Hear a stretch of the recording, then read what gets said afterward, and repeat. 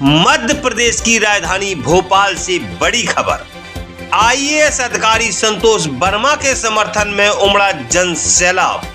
SC, ST, OBC के लोगों ने भरी हुंकार।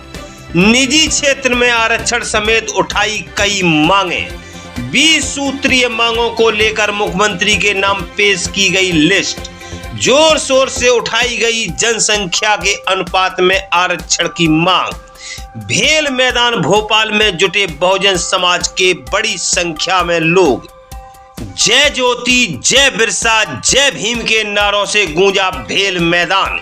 महासम्मेलन में मंचासीन रहे आईएएस अधिकारी संतोष वर्मा, पूर्व विधायक RD Prajapati, Bhim army chief Vinay Ratan Singh, Azad Samaj party के नेता दामोदर यादव, अजाक्स संगठन के प्रांतीय कार्यवाहक अध्यक्ष इंजीनियर एसएल सूर्यवंशी, जयस संगठन के राष्ट्रीय अध्यक्ष आदिवासी नेता एडवोकेट लोकेश मुजाल्दा, ओबीसी महासभा के नेता महेंद्र सिंह लोधी, महाधिवक्ता संघ अध्यक्ष तुलसीराम पटेल, पूर्व महापौर विभा पटेल, भीम आर्मी प्रदेश अध्यक्ष सुनील वैरसिया, ओबीसी महासभा के राष्ट्रीय कार्यकारिणी सदस्य कमलेंद्र लोधी, अजाक्स संगठन के प्रवक्ता विजय शंकर श्रवण, डॉक्टर रश्मि सिंह, धर्मेंद्र कुशवाहा समेत अलग अलग संगठनों के नेता, सामाजिक कार्यकर्ताओं ने किया मंच को संबोधित। मंच का सफल संचालन किया एडवोकेट रामेश्वर ठाकुर ने। देखिए कार्यक्रम से जुड़ी सोच से जंग न्यूज की खास रिपोर्ट। अगर तुम में दम है तो कितने संतोष वर्मा के खिलाफ कार्रवाई करवाओगे, ये तुम्हें भी सोचना होगा। ये कार्रवाई संतोष वर्मा के खिलाफ नहीं हुई, ये कार्रवाई हम सबके खिलाफ हुई है। यहाँ बैठे हर उस शख्स के खिलाफ हुई है जो डॉक्टर अम्बेडकर को मानता है। यहाँ बैठे हर उस शख्स के खिलाफ हुई है जो संविधान को मानता है। मैं आपको बता देना चाहता हूँ, अब लड़ाई की जरूरत नहीं है, तो तलवार की जरूरत नहीं है। बाबा साहब ने संविधान दिया है, अब आपको पेड़ डला राजा निकालो। 1950 में सभी राज्यों की नसबंदी बाबा साहब अम्बेडकर ने करवा दी थी। अब कोई राजा नहीं होगा, आदमी पैदा होगा, लेकिन जब तक आप करते रहोगे तब तक आप मरते रहोगे। अरे सांप से सब डरते हैं, केचुए बंसी में लगाए जाते हैं, और शेर से सब डरते हैं, बकरे बलि में चढ़ाए जाते हैं। कब तक आप बलि में चढ़ाए जाते रहोगे? इसलिए दोस्तों, उन्होंने निर्णय लिया है, आज जिससे हमारे सब लोग मांगने को तैयार हो, मांगने आए हो, मुझे तो बहुत बेकार लगता है, व्यक्तिगत मुझे बहुत बेकार लगता है। अरे उन भटमंगों से मांग रहे हो जिसने 35 वर्ष भीख मांग करके अपना जीवन जिया है, उनसे आप मांगना चाहते हो भटमंगों से? अरे भीख मांगने वाले बाबा से सीखो जो पूरा देश चला रहे हैं। अब आपको भीख नहीं मांगना है, अगर भीख मांगना है तो एक ही भीख मांगना है, वो है जाति का प्रमाण पत्र नहीं, हमें भी सूर्य का प्रमाण पत्र चाहिए। जैसे सूर्य का प्रमाण पत्र लेंगे तो आप मंच से लेकर के मुख्यमंत्री, प्रधानमंत्री बनोगे और चपरासी से लेकर IAS बनोगे। इसलिए आपको मांगने की जरूरत नहीं है, बाबा साहब ने वोट दिया है, लेकिन आप वही कर रहे हो, बात कर रहे हो। शिकारी आएगा, जाल छाएगा, आपको कुछ परहेज करना चाहता हूँ। आपको 3-4 चीजों से परहेज करना चाहिए। पहला स्टोरी मीडिया से, दूसरा पेपर से, तीसरा बाबाओं के पास नहीं जाना चाहिए, चौथा आपको अरे उससे मांगे तो दूध दे दे, आप भैंस से दूध मांगे तो दे देगी, आप गाय से दूध मांगे दे देगी। आप परवा के हाथ बर्तन लगाए बैठे हो, परवा दूध देता है क्या? आप परिवार से मांग रहे हो, हम मुर्गी से अंडा मांगे थे लेकिन आप ऑमलेट का अंडा मांग रहे हो। इससे घटिया चीज कुछ नहीं हो सकती है दोस्तों। इसलिए मैं ज्यादा न कहते हुए टाइम बहुत हो गया है, लेकिन मैं कुछ दो बातें कहना चाहता हूँ। केवल दो बात। हमारे लोग राजनीति भैया बात नहीं होना चाहिए, राजनीति थोड़ा सा पीछे आ जाओ। हमारे लोग कहते धर्म की बात नहीं होना चाहिए। अरे राजनीति की बात नहीं होगी, पीछे तो भरमाते रहोगे। घंटा घुमाते थे वो राजनीति कर रहे हैं, आप राजनीति की बात नहीं होना चाहिए, घंटा होना चाहिए। क्या आप धर्म की बात में नहीं करना चाहिए? तो अभी तक हमारे मुंह में जीभ काट ली जाती थी, चूतर काट लिए जाते थे। आज बहन बेटियों की जो इज्जत लुट रही है उसके दोषी 5 बाबा है। मैं आज बात करने के बाद हमारे वर्मा जी पर कार्रवाई हो, हमें कोई आपत्ति नहीं है, लेकिन जो 5 बाबा है उस देश के अंदर वो करोड़ों की भीड़ में बहन बेटियों को कानून देते हैं कि इनकी रजिस्ट्री करवा दो। अब बहन बेटियां तो प्रयास हो गई है, कोई भी 100 बार रजिस्ट्री कराओ, 1000 बार रजिस्ट्री कराओ, बहन बेटियों के से पृथ्वी होने लगी है, रुद्राचार करते हैं। अब आप बताइए, एक अंधाचार है, वो कहता है बंडर इंस्ट्रूमेंट था इंजॉय। अब तुम भी अपनी इंजॉय वाली माँ से पैदा हुए ना, कितने लोगों ने इंजॉय किया है, कभी तुम्हारी आंखी पूरा होने लगा।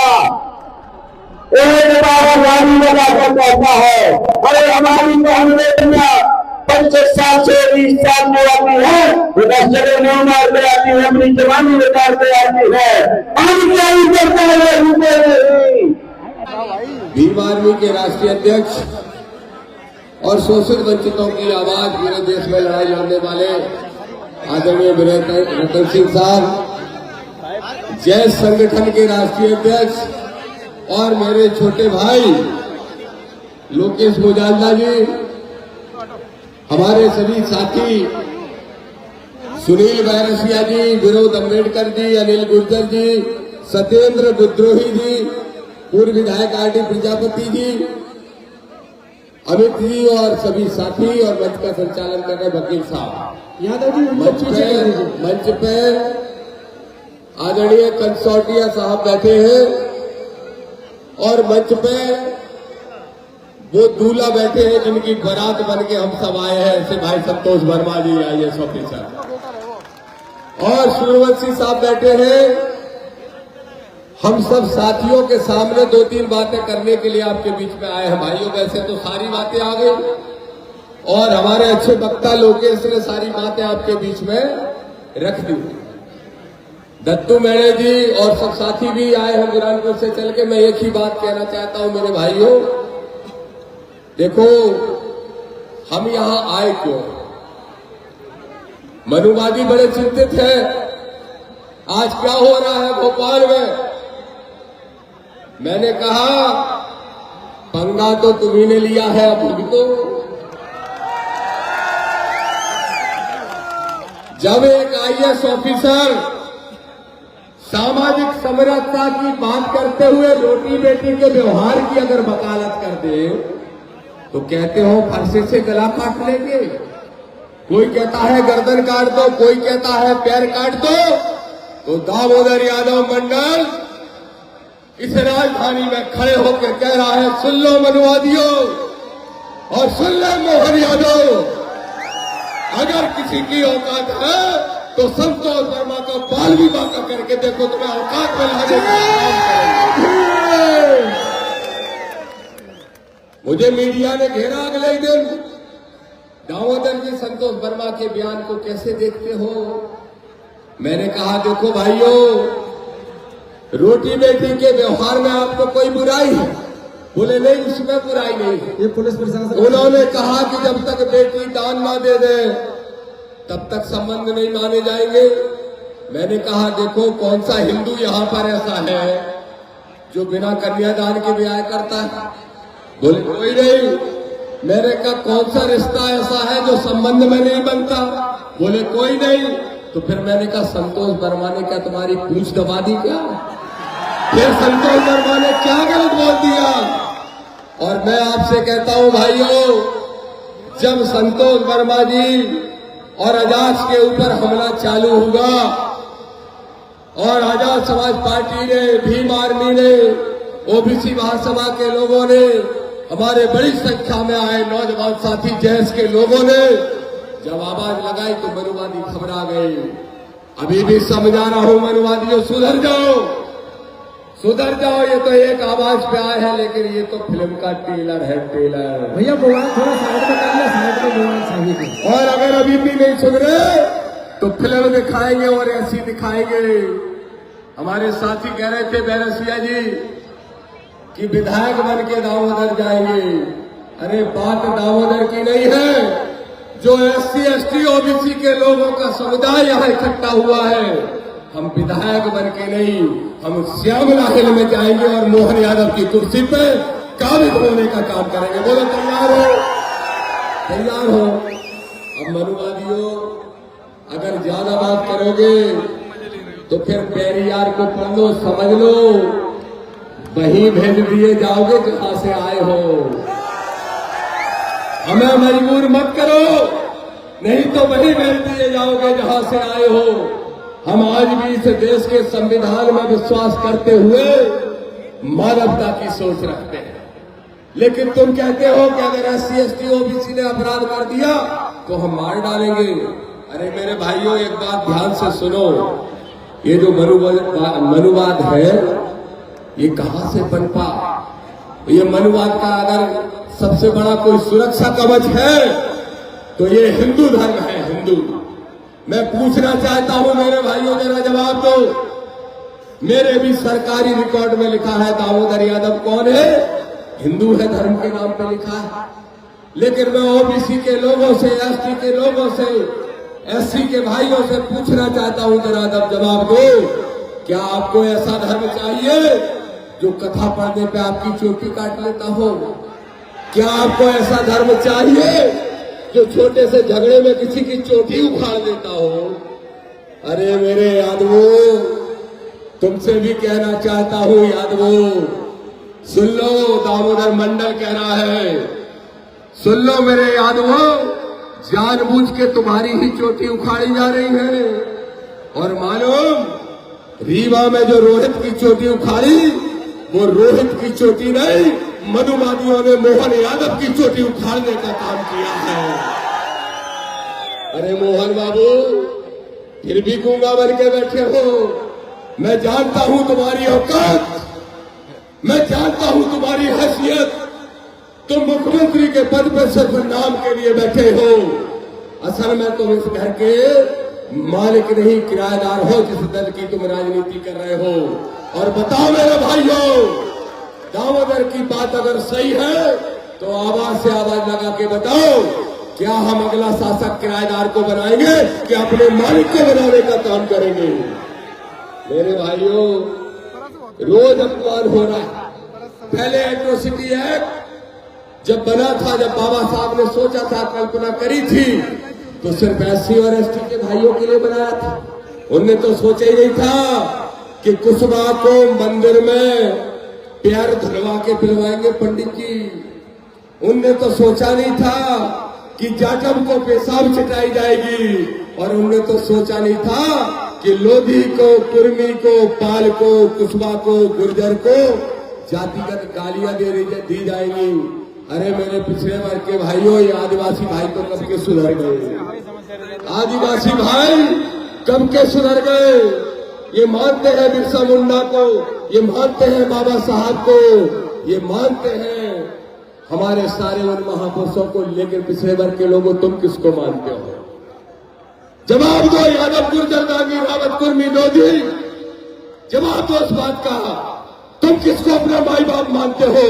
अरे मेरे पिछड़े वर्ग के भाइयों, जब तक मंदिर के घंटे से बाहर नहीं निकलोगे, जब तक स्कूल की घंटी नहीं पकड़ोगे, और जब तक बाबा साहब का सम्मान नहीं करोगे, तब तक जूते खाओगे, चोटियां उखड़वाने का काम करते रहोगे।